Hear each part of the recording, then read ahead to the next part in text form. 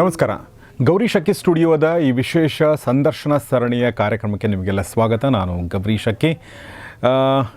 So ನಾವು ಸುಮಾರು ಸರಣಿಗಳು ಮಾಡಿದ್ದೀವಿ, ಸುಮಾರು ಸಂದರ್ಶನಗಳು ಮಾಡಿದ್ದೀವಿ, ಆದರೆ ಇದು ತುಂಬ ವಿಶೇಷವಾದ ಸರಣಿ, ಪೊಲೀಸ್ ಆಫೀಸರ್ ಸರಣಿ. ಈ ಕಾರ್ಯಕ್ರಮಕ್ಕೆ ನಿಮಗೆಲ್ಲ ಸ್ವಾಗತ.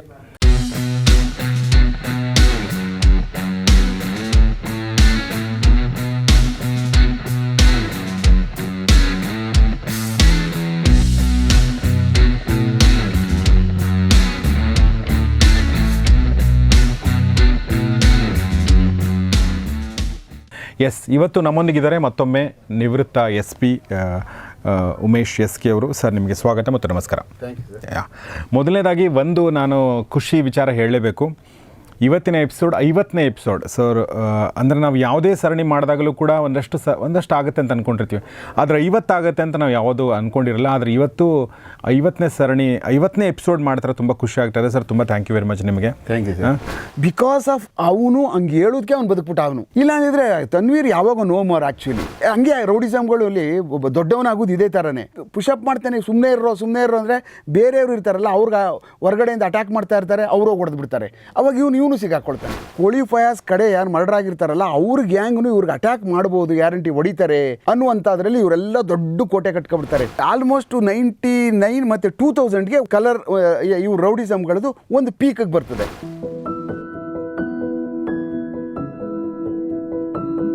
ಸೊ ನಾನು ಒಂದು ವಿಚಾರ ಹೇಳ್ತೀನಿ.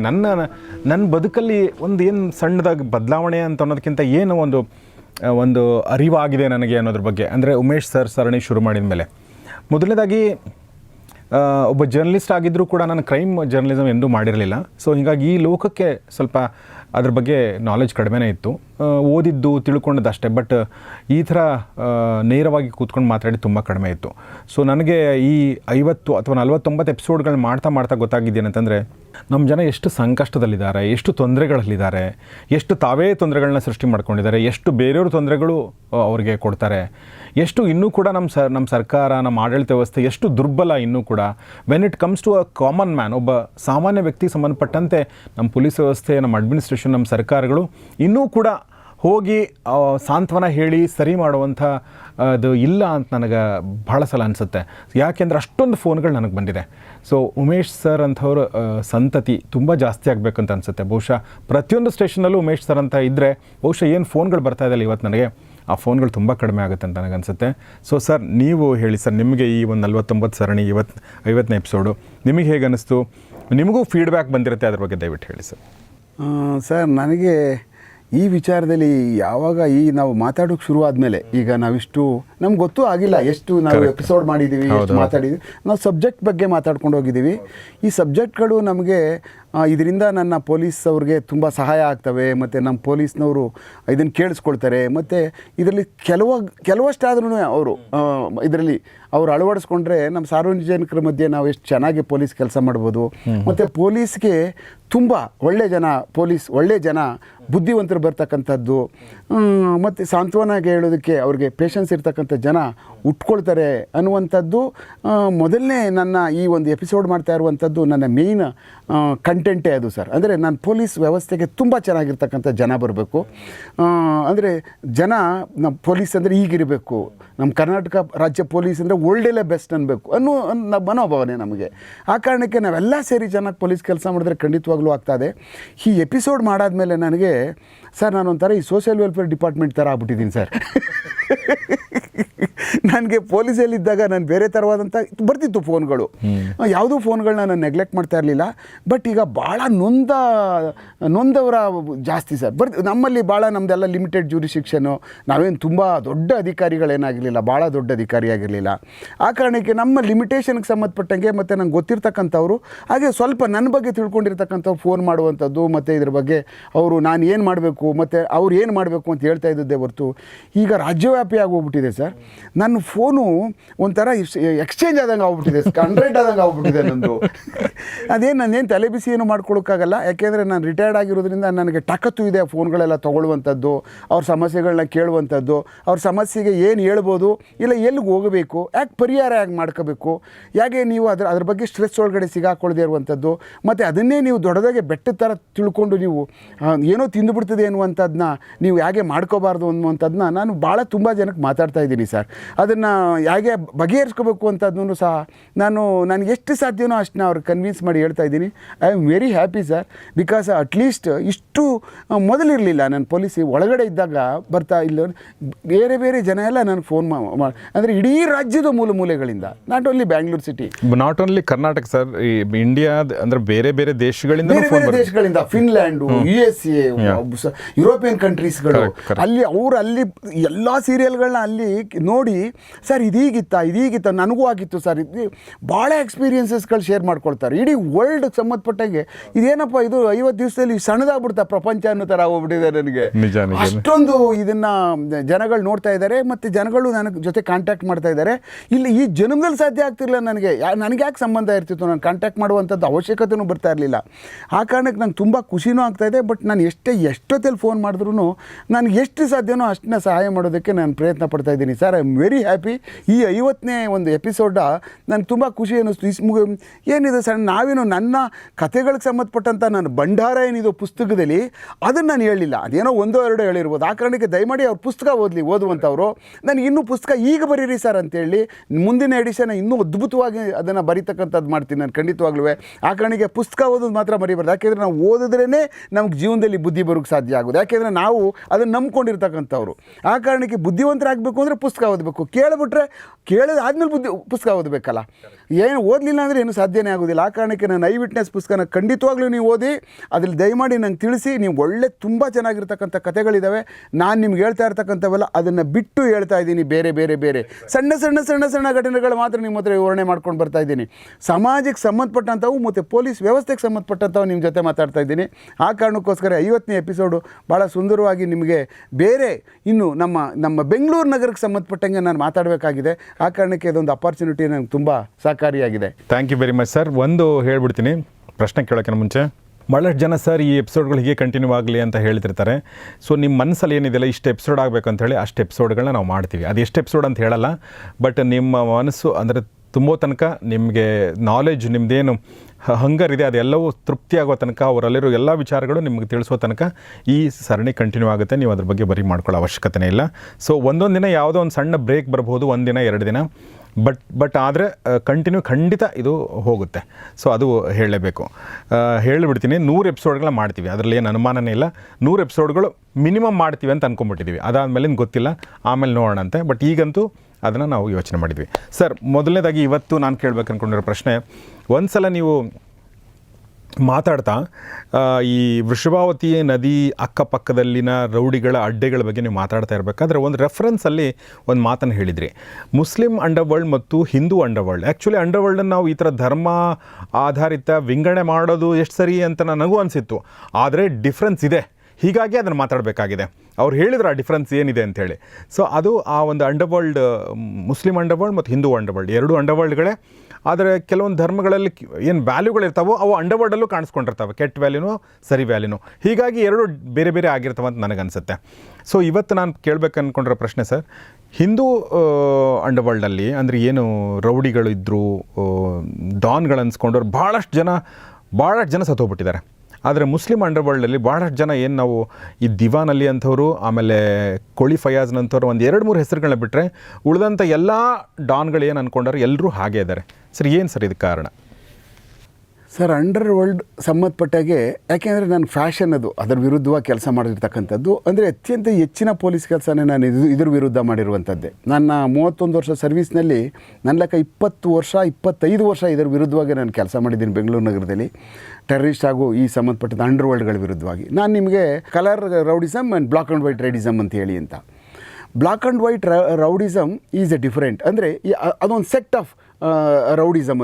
ಅದು ಆಲ್ಮೋಸ್ಟ್ 90ಕ್ಕೆ ನಿಂತೋಗ್ಬಿಡುತ್ತೆ ಸರ್. 1990ಕ್ಕೆ ನಿಲ್ಲುತ್ತೆ.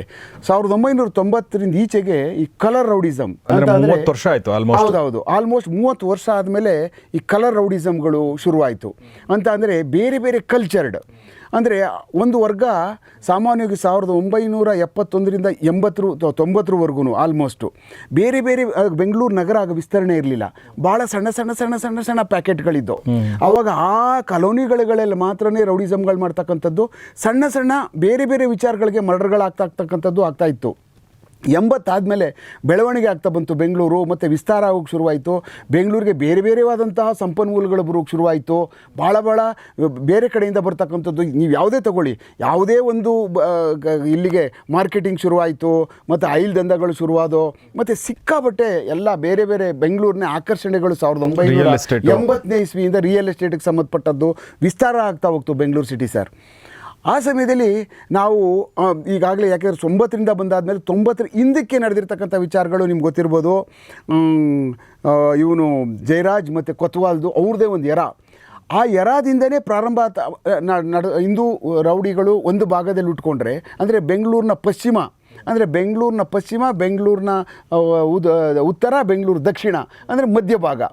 ಇನ್ನು ಈ ಕಡೆ ಅವ್ರು ಬೆಂಗಳೂರು ಪೂರ್ವ ಮತ್ತು ಈ ಕಡೆ ಭಾಗಕ್ಕೆ ಯಾವತ್ತೂ ಅವರು ಸಾಮಾನ್ಯವಾಗಿ ಬಂದಿರೋದು ಅಪರೂಪ. ಯಾಕೆಂದರೆ ನಾವು ಯಾವುದೇ ಲಿಟ್ರೇಚರ್, ಯಾಕೆಂದರೆ ನಾವು ಲಿಟ್ರೇಚರೇ ಓದಬೇಕು, ಇಲ್ಲ ಗೊತ್ತಿರ್ತಕ್ಕಂಥ ಆಫೀಸರಿಂದ ನಾವು ಕೇಳಿರ್ಬೇಕು. ಯಾಕೆಂದರೆ ವಿ ಆರ್ ನಾಟ್ ಎಕ್ಸ್ಪೀರಿಯನ್ಸ್ಡ್, ನಾವು ಅವ್ರ ಜೊತೆ ಎಕ್ಸ್ಪೀರಿಯನ್ಸ್ ಆಗಲಿಲ್ಲ. ಅದು ಎಕ್ಸ್ಪೀರಿಯನ್ಸ್ ಆಫೀಸರ್ಗಳು ಅವ್ರು ಹೇಳ್ತಾಯಿದ್ರು ಯಾವ ಜಾಗಗಳು ಉಳ್ಕೊಳ್ತಿದ್ರು.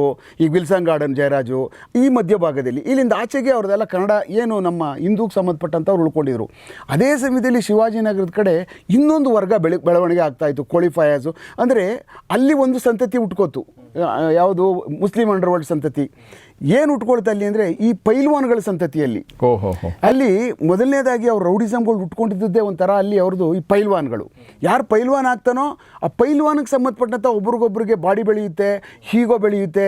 ಅದಾದಮೇಲೆ ಇವನು ಎತ್ತು ಕಟ್ಟೋದು, ಅವನು ಎತ್ತು ಕಟ್ಟೋದು. ಆ ವಿಚಾರದಲ್ಲಿ ಈ ಕೋಳಿ ಫಯಾಸ್, ಮುರ್ಗಿ ಫಯಾಸ್ ಅಂತ ಕರೀತಾರೆ, ಯಾಕೆಂದ್ರೆ ಕೋಳಿ ಅಂಗಡಿ ಇಟ್ಕೊಂಡಿದ್ದ ಕಾರಣಕ್ಕೋಸ್ಕರನೇ.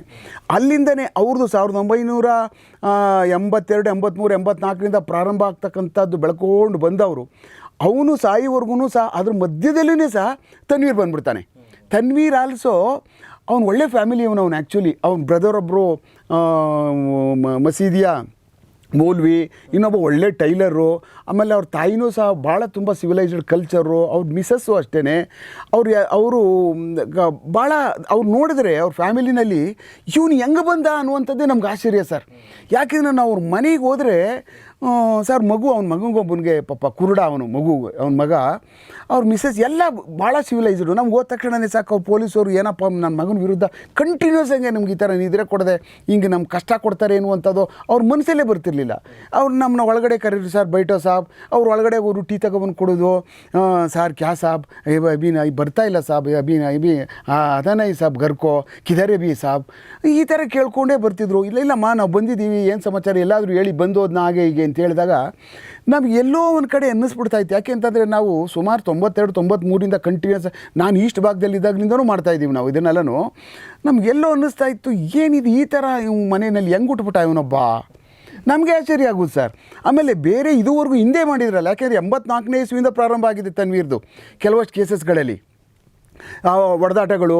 ಆಮೇಲೆ ಅವನಿಗೂ ಮತ್ತು ಕೋಳಿ ಫಯಾಜ್ಗೂ ಮತ್ತು ಅವನ ಮಧ್ಯದಲ್ಲಿ ಇನ್ನೊಬ್ಬ ರಿಜ್ವಾನ್ ಅಂತ ಬರ್ತಾನೆ. ಆ ರಿಜ್ವಾನ್ಗೂ ಮತ್ತು ಇನ್ನೊಬ್ಬ ರೇಜರ್ ಲತೀಫ್ ಅಂತ ಬರ್ತಾನೆ. ಅವನು ಬಂದಾದಮೇಲೆ ಅವ್ರ ಗ್ಯಾಂಗೇ ಒಂದು ಸಪ್ರೇಟ್ ಆಗಿಬಿಟ್ಟು ಆಗೋ ಕೋಳಿ ಫಯಾಜ್ ಮರ್ಡರ್ ಆಗಿಬಿಡ್ತಾನೆ. ಮರ್ಡರ್ ಆದಾಗ ಏನಾಗುತ್ತೆ ಅಂದರೆ ಈ ತನ್ವೀರ್ ಯಾವಾಗ ಅವ್ನು ಮರ್ಡರ್ ಆಗ್ತಾಯಿದ್ದಂಗೆ ಏನಾಗುತ್ತೆ, ಅಲ್ಲಿ ಇನ್ನೊಂದು ವರ್ಗ ಉಟ್ಕೊಬಿಡ್ತದೆ ಫುಲ್ಲು. ಈಗ ಯಾವಾಗ ಕೋಳಿ ಫಯಾಜ್ ಆದ ತಕ್ಷಣವೇ ಕೋಳಿ ಫಯಾಜ್ ಹೊಡೆದಿರ್ತಕ್ಕಂಥವ್ರು ಯಾರಿರ್ತಾರಲ್ಲ ಅವ್ರ ಕಡೆಯವರು ಇವ್ರು ಅಟ್ಯಾಕ್ ಮಾಡುವ ಅನ್ನೋ ಕಾರಣಕ್ಕೋಸ್ಕರ ಏನು ಮಾಡ್ತಾರೆ, ಇವರು ಒಂದು ಗ್ಯಾಂಗ್ ಕಟ್ಕೊಬಿಡ್ತಾರೆ.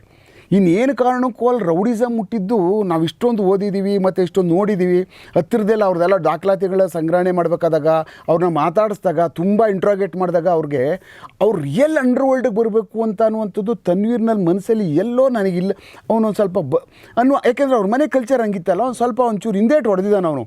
ಆದರೂ ಅವನು ಒಂಥರ ಪೈಲ್ವಾನ್ಕಿದ್ದ. ಅವನು ಸರಿ ಭಾಳ ಒಳ್ಳೆ ಬಾಡಿ ಇತ್ತು. ಬಟ್ ಅವನ ಮಾತೆಲ್ಲ ತುಂಬ ಚೆನ್ನಾಗಿ ಮಾತಾಡ್ತಾನೆ, ತುಂಬ ಚೆನ್ನಾಗಿ. ಬಟ್ ಅವನು ಅವಾಜ್ಗಳಿದಾವಲ್ಲ ಎಂಥವನಿಗೂ ಜಲಮಲ್ ಕಟ್ಟಿಸ್ಬಿಡ್ತದೆ.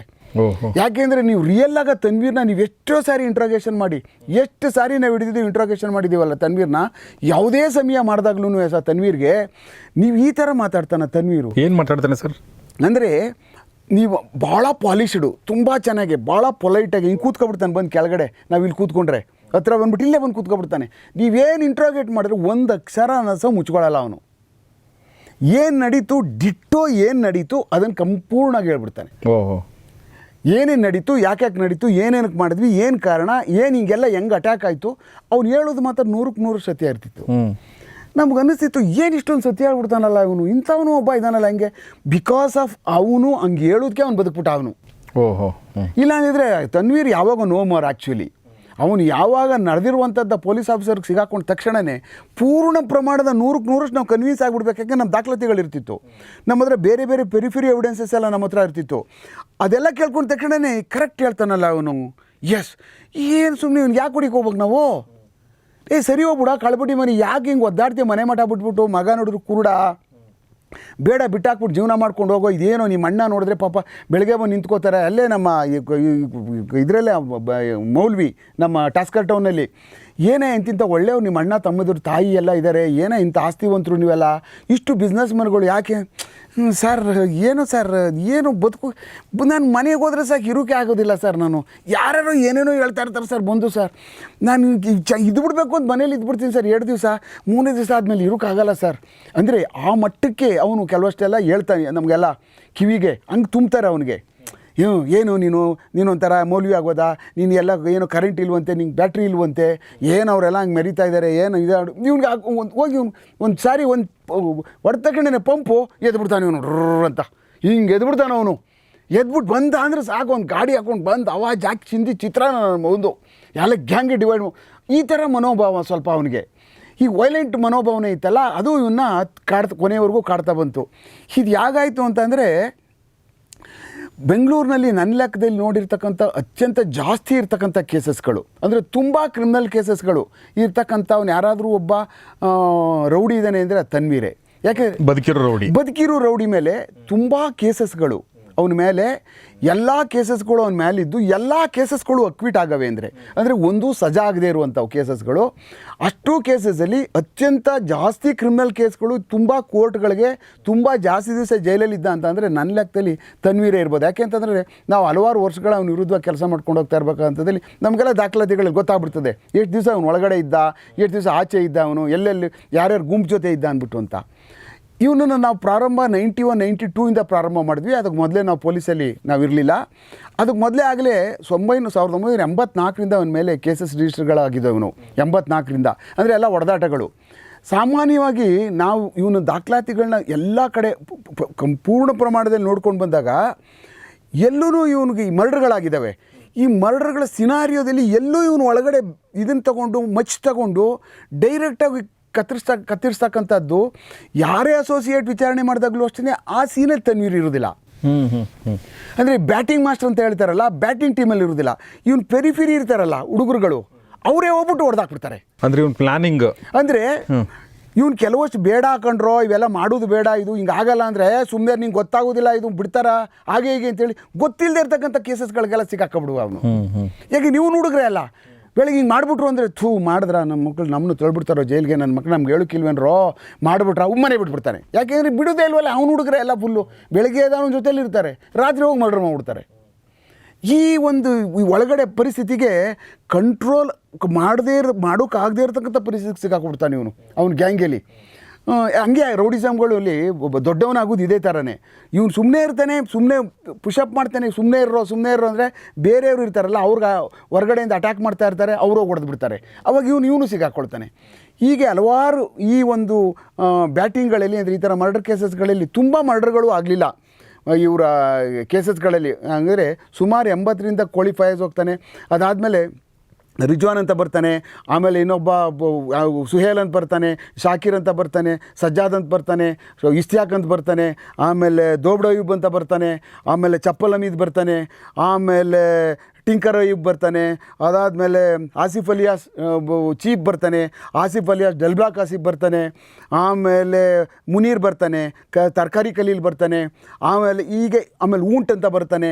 ಹೀಗೆ ಅವ್ರ ಭಾಗದಲ್ಲಿ ಪೂರ್ಣ ಇಷ್ಟು ರೌಡಿಗಳು ಏನು ಅಂತಂದರೆ ಇವನು ಭಾಳ ಚೆನ್ನಾಗಿ ಅವಾಜ್ ಹಾಕ್ತಾನೆ, ಅದರಲ್ಲೇನೂ ಇದೇನಿಲ್ಲ. ಅವಾಜ್ ಹಾಕ್ದ ಅಂದರೆ ಎಂಥವನಿಗೆ ಆಗಲಿ ಯಾಕೆಂದರೆ ಅವನನ್ನು ಬರ್ತಾ ಲೇಟ್ರ್ ಕೋರ್ಸೆಲ್ಲ ಅವ್ನ ಇಂಟರ್ಸೆಪ್ಷನ್ಗಳು ಫೋನ್ಗಳೆಲ್ಲ ಬಂದಾದಮೇಲೆ ಅವನ್ನೆಲ್ಲ ಮಾಡೋಕ್ಕೆ ಹೋದಾಗ ಅವನೇನಾದರೂ ನೀವೇನಾದರೂ ಅವ್ನು ಆವಾಜ್ ಹಾಕುವಂಥದ್ದು ಕೇಳಿಬಿಟ್ರೆ ನಮಗೇನೆ ಗುಂಡಿಗೆ ಅಳ್ಳಾಡ್ಬಿಡೋದು. ಅಬ್ಬಾ ಏನೇ ನಮ್ಮ ಎಂಥವನು ಜಲಮಲ ಕಟ್ಟಿಬಿಡ್ಬೇಕು ಅವನಿಗೆ, ಆ ಮಟ್ಟಕ್ಕೆ ಆವಾಜ್ ಆಗ್ತಾನೆ.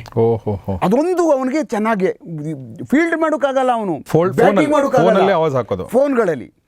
ಎಂಥವನು ಮನೆ ಬಿಟ್ಟು ಈಚೆ ಬರಬಾರ್ದು, ಅವನು ಸೆಟ್ಲ್ ಮಾಡ್ಕೊಬಿಡ್ಬೇಕು ಅವನು, ಆ ಮಟ್ಟದಲ್ಲಿ ಮಾಡುವ ಅವನು. ಯಾಕೆಂದ್ರೆ ನಮ್ಮ ಹತ್ರ ಈಗಲೂ ಇದ್ದಾವೆ ಅವನು ಏನೇನೆಲ್ಲ ಯಾವ ಥರ ಹೆಂಗೆ ಅಟ್ಯಾಕ್ ಮಾಡ್ತಾನೆ, ಹೆಂಗೆ ಯಾವ ಥರ ರೌಡಿಗಳಿಗೆ ಅವನು ಇವನು ಹೆಂಗೆ ಮಾತಾಡ್ತಾನೆ ಅವನು. ಯಾಕೆಂದ್ರೆ ಅವ್ನಿಗೆ ಸಿಗ್ತಾವಲ್ಲ ಅವ್ರ ಫೋನಿಂದ ಇವ್ರ ಫೋನಿಂದ ಅವ್ರು ನಮಗೆಲ್ಲ ಸುಮಾರು ಸಿಕ್ಬಿಡುವೋ, ಬೇಕಾದಷ್ಟು ನಮಗೆ ಟೆಕ್ನಿಕಲ್ ಎವಿಡೆನ್ಸಲ್ಲಿ ಸಿಕ್ಬಿಡ್ತಿತ್ತು.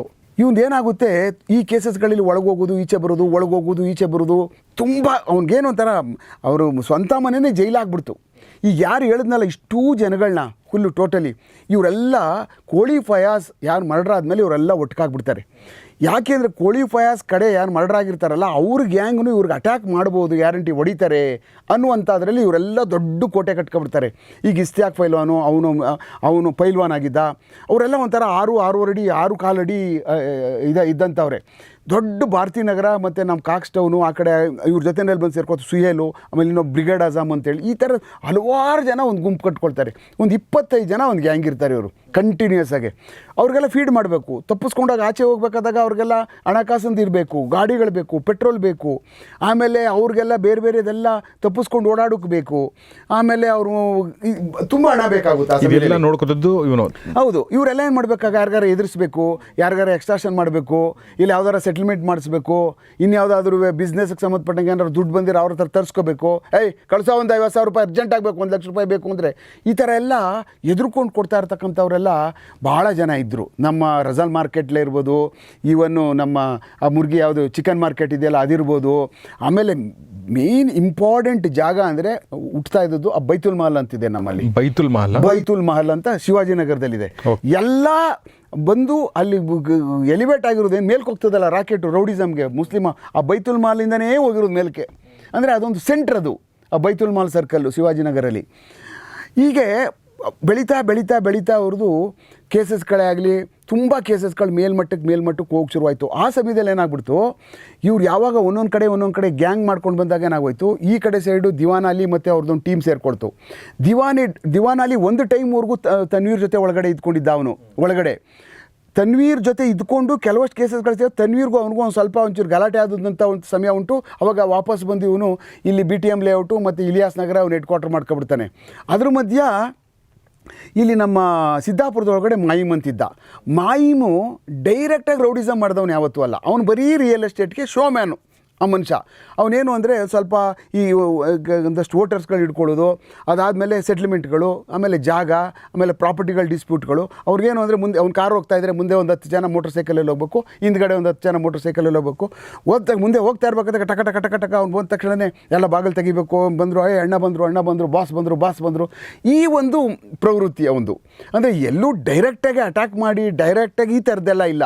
ಈ ಒಂಥರ ಫ್ಯಾಷನೇಟ್ ರೌಡಿಸಮ್ಮು. ಅಂದರೆ ಬೆಳಗ್ಗೆ ಬಂದ ತಕ್ಷಣ ಒಂದು 20 ಜನ ಅವತ್ತೇ ಅಪಾಯಿಂಟ್ ಆಗಲೇ, ಅವ್ರಿಗೆಲ್ಲ ಒಂದು 2-5 ಲೀಟ್ರ್ ಪೆಟ್ರೋಲು, ಒಂದು 500 ರೂಪಾಯಿ ಕಾಸು. ಯಾರು ಅವತ್ತು ಬರ್ತಾನೋ ಬೆಳಗ್ಗೆ 10 ಜನ, ಹಿಂದೆ 10 ಜನ.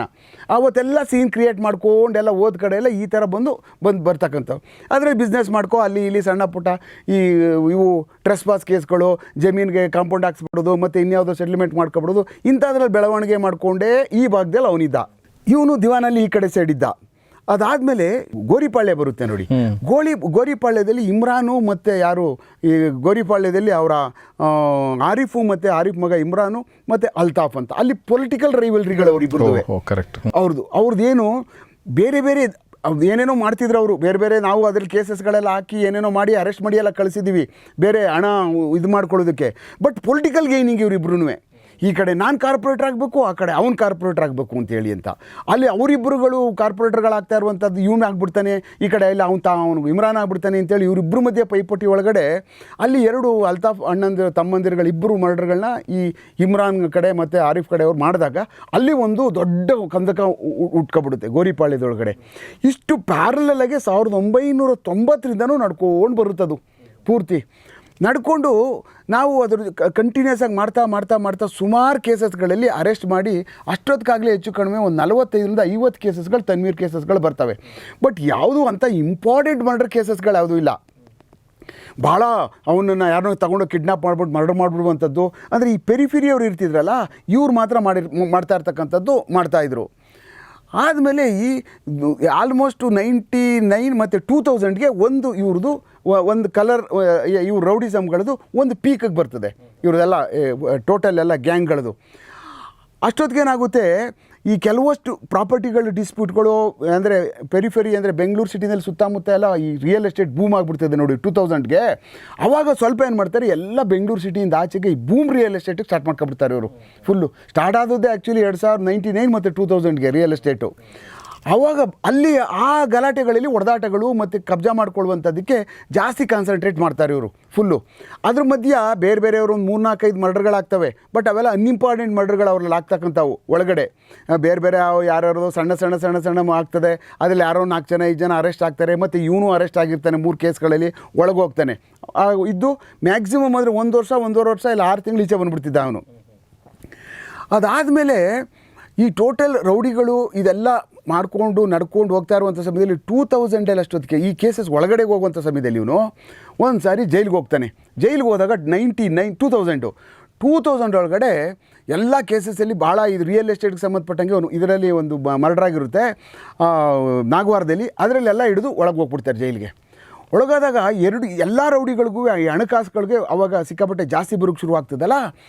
ಏನಾದರೂ ಮಾಡಿ ಇವನನ್ನು ನಿಮಗೆ ನೋಡೋ ಅಲ್ಲಿ ಬೇರೆ ಬೇರೆ ಬಂದ್ಬಿಡುತ್ತಾಗ ಈ ತನ್ವೀರ್ಗೂ ಮತ್ತು ಇನ್ನೊಂದು ಗ್ಯಾಂಗ್ನವ್ರಿಗೆ ಅವರವರಲ್ಲಿ ಸ್ವಲ್ಪ ಬಿರುಕುಗಳು ಶುರುವಾಗ್ಬಿಡ್ತದೆ. ಈ ಗ್ಯಾಂಗ್ಗಳಿದ್ರು ನೋಡಿ, ಇವರೇ ಎಲ್ಲ ಬೇರೆ ಸ್ವಲ್ಪ ಬಿರುಕುಗಳು ಶುರುವಾದಾಗ ಏನಾದರೂ ಇನ್ಫಾರ್ಮೇಷನ್ ಅವ್ರ ಕಡೆಯಿಂದ ಇವ್ರ ಕಡೆಯಿಂದ ಅವ್ರಿಗೆ ಬರ್ತಾಯಿದೆ, ಇದು ಆಗ್ತಾಯಿದೆ ಅಂತ ಗೊತ್ತಾಗಿ ಇನ್ನೇನಾದರೂ ನಮಗೆ ಏನಾದರೂ ಬ್ಯಾಟಿಂಗ್ ಮಾಡಿ ಹೊಡೆಸಾಕ್ಬಿಡ್ತಾರೆ ಅಂದ ತಕ್ಷಣವೇ ಸುಮಾರು ಜನ ಈ ಟೈಮಲ್ಲೆಲ್ಲ ಜೈಲಿಗೆ ಹೋಗ್ಬಿಡ್ತಾರೆ ಪೂರ್ತಿ.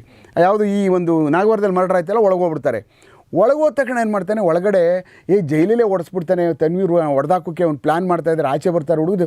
ಅವನೇನು ಮಾಡ್ತಾನೆ, ವಿಕ್ಟೋರಿಯಾ ಹಾಸ್ಪಿಟ್ಲ್ ಹತ್ರ ಬರ್ತಾನೆ. ವಿಕ್ಟೋರಿಯಾ ಹಾಸ್ಪಿಟ್ಲಿಂದ ತಪ್ಪಿಸ್ಕೊಬಿಡ್ತಾನಾಗ ಅವನು. ಯಾರು? Tanveer jail escape ಆಗ್ಬಿಡ್ತಾನೆ. ಆವಾಗೇನಾಗ್ಬಿಡುತ್ತೆ, ಅವನ ಮೇಲೆ ಸಿಕ್ಕಾಪಟ್ಟೆ ಎಲ್ಲರಿಗೂ ಅಷ್ಟೇ ಅವನನ್ನು ಜೈಲಲ್ಲಿ ಇಡಲೇಬೇಕು, ಈ ಸಮಯದಲ್ಲಿ ಇಟ್ಟಿಲ್ಲ ಅಂದರೆ ಸಿಕ್ಕಾಪಟ್ಟೆ ಮರ್ಡರ್ಗಳಾಗ್ಬಿಡ್ತವೆ ಅನ್ನುವಂಥದ್ದು ಎಲ್ಲರಿಗೂ ಇತ್ತದು. ಆ್ಯಕ್ಚುಲಿ ಮೇಲೆ ಏನಾದರೂ ಮಾಡಿ ಒಳಗೆ ಇರಿಸಬೇಕು. ನಾವು ರೇವಣ್ ಸಿದ್ದೇಶ ಸಾಹೇಬರು ಕಮಿಷನರ್ ಇರ್ತಾರೆ. ಆ ಸಮಯದಲ್ಲಿ ಏನು ಮಾಡ್ತಾರೆ, ಇವ್ನು ಏನಾದರೂ ಮಾಡಿ ಹುಡುಕ್ಲೇಬೇಕು, ಇವ್ನು ಎತ್ತಾಕೊಂಡು ಬರಬೇಕು ಅಂತೇಳಿ ಸುಮಾರು ಇವನು ದುಬಾಯಿಂದ ಹೋಗಿ ಇದು ಕಟ್ಮಂಡುವಿಂದ ಇವನು ಸೌದಿಗೆ ಹೊಟ್ಟೋಗ್ಬಿಡ್ತಾನೆ, ಇಲ್ಲ ಅಂತಂದರೆ ದುಬೈಗೆ ಹೋಗ್ಬಿಡ್ತಾನೆ ಅಂತ ಹೇಳ್ಬಿಟ್ಟು ಇಮ್ಮಿಡಿಯೇಟಾಗಿ ಬ್ಲಾಕ್ ಮಾಡಬೇಕು ಅಂತೇಳಿ ಸುಮಾರು 6 ಟೀಮ್ನ ಇಲ್ಲಿಂದ ಇಮ್ಮಿಡಿಯೇಟ್ ಆಗುವ ಸಾಯಂಕಾಲನೇ 6 ಟೀಮ್ ರೆಡಿ ಮಾಡಿ ಅವತ್ತು ಇಲ್ಲಿಂದ ನಾವು ರೆಕ್ಸೋಲ್ ಅಂತ ಬರುತ್ತೆ ಬಿಹಾರದಲ್ಲಿ, ನಾವು ಮತ್ತು ಇನ್ನೊಬ್ಬರು ಶಿವರಾಮ್ ರೆಡ್ಡಿ ಅವರು ಅಂತ ACP ಇರ್ತಾರೆ. ನಾವು 4 ಜನ ರೆಕ್ಸೋಲ್ಗೆ ಹೋಗ್ತೀವಿ. ಅಲ್ಲಿ ರೆಕ್ಸೋಲ್ ಬಾರ್ಡರ್ದು ಇದಕ್ಕೆ ಹೋಗೋದಕ್ಕೆ, ಕಟ್ಮಂಡುಗೆ ಹೋಗೋದಕ್ಕೆ ಅಲ್ಲಿ ಕಾಯ್ಕೊಂಡು ಕೂತ್ಕೊಳ್ತೀವಿ ನಾವು. ಪುನಃ ಇನ್ನೊಂದು ಗ್ಯಾಂಗು ನಮ್ಮ ಸಂಗ್ರಾಮ್ ಸಿಂಗ್ ಸಾಹೇಬರು ಮತ್ತು ಅವ್ರ ಟೀಮ್ ಬಂದು ಕಟ್ಮಂಡುಗೆ ಹೋಗ್ತಾರೆ. ಆಮೇಲೆ ಇನ್ನೊಂದು ಟೀಮು ನಮ್ಮ ಮಹೇಂದ್ರ ನಗರ್ ಅಂದ್ಬಿಟ್ಟಂತ ಅದು ಉತ್ತರಾಂಚಲ್ ಕಡೆಯಿಂದ ಎಂಟ್ರಿ ಆಗುತ್ತೆ, ಡೆಲ್ಲಿ ಕಡೆಯಿಂದ ನೇಪಾಳಗೆ ಹೋಗುತ್ತೆ ಒಳಗಡೆಗೆ. ಅಲ್ಲಿ ಅದು ಮೇಯ್ನು. ಆ್ಯಕ್ಚುಲಿ ನಮ್ಮಲ್ಲಿ ಯಾವುದೇ ಮೇಜರ್ ಕಳ್ತನ ಏನಾರು ಮಾಡಿದ್ರೆ ಬೆಂಗಳೂರು ಸಿಟಿಲಿ ಯಾರು ನಮ್ಮ ನೇಪಾಳಿಯವರು ಮೇಜರ್ ಎಂಟ್ರಿ ತಗೊಳ್ಳುವಂಥದ್ದೇ ಈ ನಮ್ಮ ಮಹೇಂದ್ರ ನಗರ್ ಕಡೆಯಿಂದ ಒಳಗೆ ಹೋಗ್ಬಿಡ್ತಾರೆ, ಯಾರು ನೇಪಾಳ ಒಳಗಡೆಗೆ. ಆಮೇಲೆ ಇನ್ನೊಂದು ಎಂಟ್ರಿ ಬರುತ್ತೆ ಬಿಹಾರದಲ್ಲಿ ರೆಕ್ಸೋಲ್ ಆದಮೇಲೆ ಇನ್ನೊಂದು ಮೇಲ್ಗಡೆ ಬಿಹಾರ ಮತ್ತು ಉತ್ತರಾಂಚಲ್ ಮಧ್ಯದಲ್ಲಿ ಇನ್ನೊಂದು ಯಾವುದೋ ಒಂದು ಅಲ್ಲೊಂದು ಟೀಮನ್ನು ರೆಡಿ ಮಾಡಿ ಎಲ್ಲ ಕಳಿಸ್ಕೊಡ್ತಾರೆ. ನಾವು ಅಲ್ಲಿ ಹೋಗಿ ಬರ್ತಾನೆ ಅಲ್ಲಿ ಅಂತೇಳಿ ಡೈಲಿ ಸುಮಾರು 1 ವಾರಗಳ ಕಾಲ ಕಾಯ್ಕೊಂಡು ಕೂತ್ಕೊಳ್ತೀವಿ. ಇವನು ಬಂದೇ ಬರ್ತಾನೆ ನೇಪಾಳ ಮುಖಾಂತರನೇ ಹೋಗೋದು ಇವನು ಅಂತೇಳಿ ಇನ್ಫಾರ್ಮೇಷನ್ ಇದೆ ಅಂದ್ಬಿಟ್ಟು ಅಂತ. ಆಮೇಲೆ ಕೊನೆಗೆ 1 ವಾರ ಆಗುತ್ತೆ, 15 ಡೇಸ್ ಆಗಿಬಿಡುತ್ತೆ ನಾವಲ್ಲಿ ಕಾಯ್ಕೊಂಡು ಬಾರ್ಡ್ರ್ಗಳನ್ನ. ಆಮೇಲೆ ಏನೂ ಸುಳುವು ಸಿಕ್ಕಲಿಲ್ಲ, ಏನೂ ಇಲ್ಲ, ಬಂದಿಲ್ಲ, ಅವನು ಗೊತ್ತಾಗ್ಬಿಟ್ಟಿದೆ, ಅವ್ನು ಹೇಳಿ ಅಂತ ಹೇಳ್ಬಿಟ್ಟು ನಾವೆಲ್ಲ ವಾಪಸ್ ಬರ್ತೀವಿ. ಅದಾದಮೇಲೆ ಅವನು ಅಲ್ಲಿಗೆ ಬರಲಿಲ್ಲ. ಆಮೇಲೆ ಬಾಂಬೆಗೆ ಬಂದ್ಬಿಟ್ಟ. ಬಾಂಬೆಗೆ ಬಂದು ಬಾಂಬೆಲಿ ಉಳ್ಕೊಬಿಡ್ತಾನೆ. ಬಾಂಬೆಲಿ ಉಳ್ಕೊಬಿಟ್ಟಾದ್ಮೇಲೆ ಏನಾಗುತ್ತೆ, ಅವನಿಗೆ ಪೊಲೀಸರು ಹೊಡೆದಾಕ್ಬಿಡ್ತಾರೆ, ಗ್ಯಾರಂಟಿ ಸರ್ ನನ್ನನ್ನು. ಈಗ ಅವ್ನಿಗೆ ಭಯ ಶುರುವಾಯಿತು.